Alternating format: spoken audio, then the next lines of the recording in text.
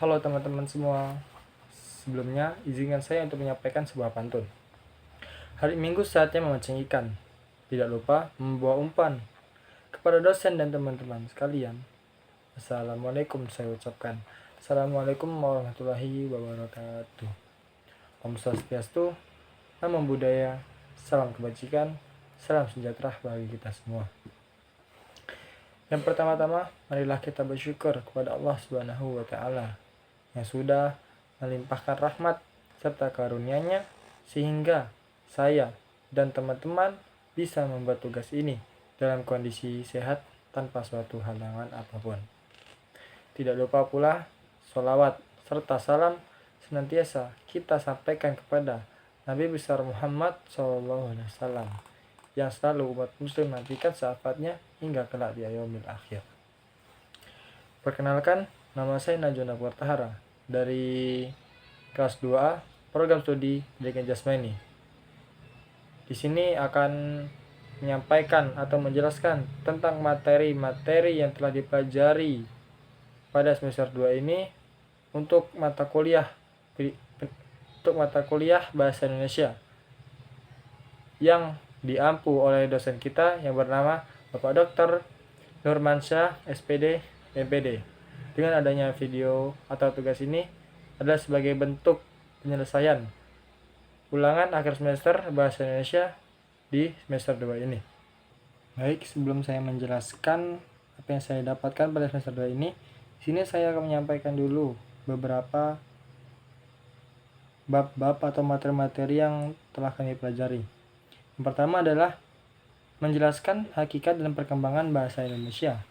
Yang kedua ada sikap berbahasa Indonesia. Terus penanaman hakikat dan nilai bahasa sebagai penghala ilmu pengetahuan. Yang keempat, menjelajahi dunia pustaka. 5. Presentasi ilmiah. Yang keenam dan ketujuh, mendesain proposal kegiatan. Yang kedelapan, minggu ke-8 ada UAS. Yang ke-9, membuat proposal kegiatan. Yang ke-10, mendesain proposal penelitian. Yang ke-11, mempresentasikannya.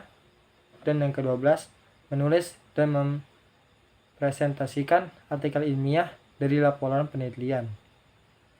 Di sini saya akan menjawab apa saja yang saya dapatkan pada materi-materi tersebut. Yang pertama adalah bahasa Indonesia adalah bahasa nasional dan bahasa resmi negara Republik Indonesia. Bahasa ini memiliki beberapa hakikat atau sifat dasar, yaitu 1. Sebagai identitas nasional, yaitu bahasa Indonesia mencerminkan jati diri bangsa Indonesia. Yang kedua, sebagai alat pemersatu. Dengan ratusan bahasa daerah yang ada, bahasa Indonesia menjadi alat komunikasi antar suku dan daerah di Indonesia. Yang ketiga, sebagai sarana komunikasi resmi, digunakan dalam pemerintahan, pendidikan, media massa, atau dokumen hukum. Berikutnya, sebagai bahasa yang tumbuh dan berkembang, bahasa Indonesia terus mengalami perkembangan sesuai dengan kebutuhan zaman.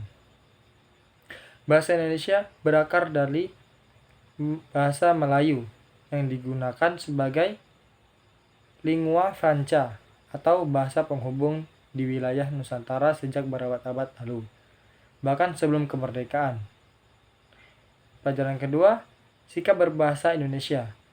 Di sini merujuk pada cara seseorang menggunakan bahasa Indonesia yang mencerminkan penghargaan, kesadaran, dan tanggung jawab terhadap bahasa nasional. Sikap ini mencakup aspek sikap positif terhadap bangsa Indonesia, baik dalam penggunaan, pemeliharaan, atau pengembangannya. Berikut adalah beberapa sikap berbahasa Indonesia yang baik. 1. Bangga terhadap bahasa Indonesia. Menjadikan bahasa Indonesia sebagai identitas nasional. Menggunakannya dengan percaya diri dalam forum nasional maupun internasional. Yang kedua, mengutamakan bahasa Indonesia. Di sini menggunakannya dalam komunikasi resmi, baik lisan maupun tulisan. Menjadikannya bahasa utama di ruang publik, seperti papan nama, media massa, dan dokumen resmi. Yang ketiga, menggunakan bahasa Indonesia yang baik dan benar. Bahasa yang baik adalah bahasa yang sesuai dengan situasi dan kondisi. Dan bahasa yang benar adalah bahasa yang sesuai dengan kaidah atau tata bahasa, ejaan, dan pilihan kata. Dan yang keempat adalah melestarikan bahasa Indonesia. Di situ menjaga agar bahasa Indonesia tidak tergantikan oleh bahasa asing manapun secara berlebihan. Lagi, menghindari pencampuran bahasa yang tidak perlu, atau seperti mencampur adukan dengan bahasa Inggris tanpa alasan. Dan yang kelima, mengembangkan bahasa Indonesia. Di sini mendukung pengayaan kosakata dan istilah-istilah baru, menggunakan bahasa Indonesia dalam karya ilmiah, teknologi, dan budaya. Contoh sikap nyata penggunaan bahasa Indonesia, yaitu menulis surat resmi dengan struktur dan ejaan yang tepat. Kedua, menyampaikan pidato atau presentasi dalam bahasa Indonesia yang sesuai. Yang ketiga, tidak berlebihan dalam menggunakan istilah asing jika sudah ada pandanannya dalam bahasa Indonesia. Jika kamu ingin saya bisa bantu buatkan teks pidato, artikel, ataupun contoh penggunaan sikap berbahasa Indonesia dalam kehidupan sehari-hari. Yang ketiga, bahasa bukan sekedar alat komunikasi, melainkan wahana utama dalam membentuk, penyimpan, atau menyebarluaskan ilmu pengetahuan. Dalam konteks ini, penanaman hakikat dan nilai bahasa sangat penting agar generasi masa kini dan masa depan mampu memanfaatkan bahasa sebagai sarana penghela atau penggerak ilmu pengetahuan. Yang keempat, judul. Di sini saya dapat menjelaskan tentang judul. Judul itu adalah suatu yang singkat, jelas, dan mencerminkan isi penelitian. Terdapat nama peneliti, institusi, dan tahunnya.